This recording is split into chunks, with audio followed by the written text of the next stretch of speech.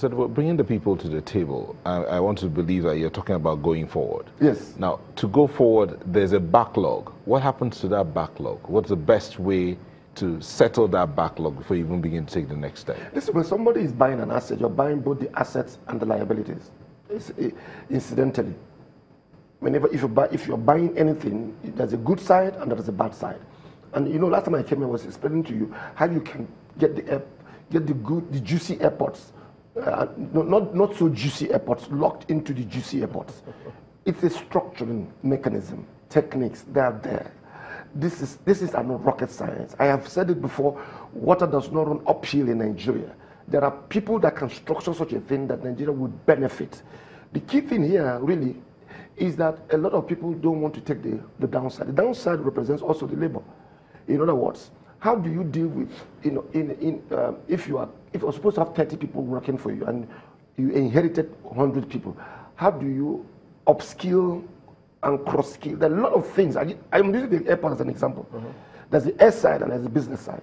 There are a lot of things that can happen in an airport that will enable you. But the most important thing is this: there are people that are used to not being able to do. They maintain the status quo. Speak to this school of thoughts. I mean, where they say, why is it that it looks as if it's things that are seemingly profitable, that they usually jump in and say, okay, well, out of all the lots, let's start with the ones that look better than the other ones. So they think, look, why don't we always start with the ones that look, well, we're not sure this can make it, so that they have a true and proper test of that concept of PPP? No, Chamberlain, that's not how it works. Don't forget the parties that are involved in this. It's an economic business. It's a business. The investors are there to make money, and you can't wish that away. Money is a shy visitor, and it will not come to you if you don't welcome it and get it to sit down and give the environment for it. So you cannot privatize, in quotes, assets that are not. You can only privatize assets that are not performing, but the maths and the statistics show that they can perform. When they run the numbers, they can tell, okay, because of management, and then they'll be able to invest resources. So there's no way any investor will put money in assets that are not performing. But some of them then argue that, well, if you have 5 concerns and 2 of them are doing better than 3, so do you take that 2 and leave the 3? No. Let me repeat myself. The assets that you are privatizing are assets that can do better than what they're doing now. Check a typical airport, say in Dubai. Check a typical airport, say in the United Kingdom or in the US. It's a massive business environment. Look at the MMA too. If they will allow that operation to scale as much and scope as much as the investors want, it will transform the whole environment. It's called a metropolis. We get that point. Then you create a city around the airport. Now, government does not know how to manage that. Government lacks the capacity. Government's main work is to bring regulation, to bring order, to bring standards. So government must pull back. One of the things that makes PPP go bad is because of these deals people caught under the table. And I've said that to both the private sector people and the government people. If you go under the table to cut a deal, a pharaoh that does not know Joseph will arise, and they will cancel it. Mr. Odibo, yes. Talking about deals and government. Now, you use the airports as an example, so let's stick with the aviation sector. Now, the airline operators talk about issues like multiple taxation, where they have to pay one kind of tax to different agencies of government. In the process of concessioning the airport, would that side of it be taken into cognizance? Because when you concession the airports, they will now have to start paying some kind of levy to those that own the airports now to land their planes and all that. So the issues of payments, taxes here and there, would those things be streamlined clearly? Please underline the word clearly, so that that industry can run as it should be. That's why I've said here that there is capacity building for both government and the private sector, because this is, anybody coming to buy an asset looks at all those things. How will I recover the money? Don't forget, government is going to be paid. In some instances, government is paid money to get those assets. And you remember when you did the telecommunication, government was paid, I remember very well, $285 million. What Labour should be asking, what did government do with that money? And this is the challenge. People must be able to, and that's what we're doing all this advocacy for, to get people to rise to a place where they're able to engage government intellectually, intelligently. Because the moment you get to this level, anybody can come to the streets and protest. But if you engage people in such a manner, even people in government, they're careful. But if you don't know, nor do you understand, the first line of action will just be, okay, let us embarrass them.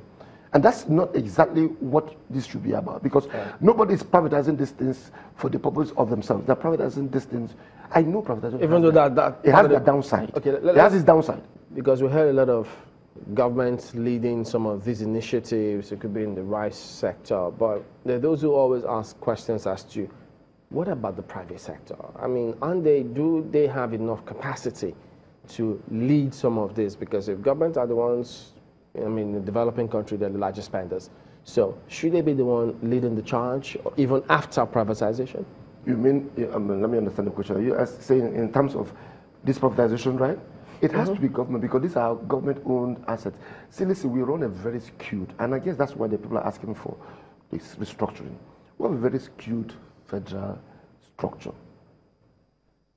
You know, because it's FAN that owns all the airports. Even when you build, I remember Owerri Airport was built by the people. I remember very well. But then FAN now takes it over. That's the problem. Because FAN is the big father that owns all these airports. So it becomes, if these airports were owned by governments, regional governments or state governments, the people of Imo State can decide to privatize their airport. Can that be privatized as it is now? It can be privatized, but it cannot be privatized by the government. It has to be privatized by FAN, which is the agent of the federal government that owns the assets. BPE, who will then conduct all of those? Yeah, they would say ICLC will conduct, will guide it, you know, and all that. Now, let me say again to Labour, there are other means of utilizing, making assets efficient, making the system efficient. One of them is tax credit. Dangote is enjoying tax credit now. Will I call it enjoy? But tax credit is one. For the road is going to construct? Yeah, I mean, I just said that she has been allowed to do the Apapa to Uronshoki Road with cement. And that's one of the things PPP does. It brings, if you will see, when they finish that road, you will see it, that this, because the private sector is a competition. They want to, and that's what happens. That is why the pressure should be on government from the Labour at the point of negotiation and the content of the privatization. If you are skilled in that area, so that you don't seem to be against the people, the Nigerian people, because we want the assets to work. Even though they clearly say, no, we're not against the Nigerian people. We just want things to be done properly, so that they factor in those who are working. They should zero in on getting things done properly. Labour should zero in on getting things done properly. But as to whether they will frustrate the privatization or the constitution process is a hard sell. Because does the downside of privatization threaten the whole process? Yeah, well, it does not threaten, but it's there. One of the problems of privatization is that it creates a generational debt. You're going to be paying for things over years for generation yet unborn. But if the whole of Dubai is sitting on debt, so but you don't feel it as much because you're using the assets. So if you generate the debts and the assets are working, it will pay off themselves over the years. Food for thought. Pascal Odibo, financial analyst, thank you for coming on today. Thank you. And that's the show as well. We thank you all for watching. We'll be back tomorrow. I'm Chamberlain. What's up? I'm Neota Igwe. Thank you. I'm Maokbe Ogun.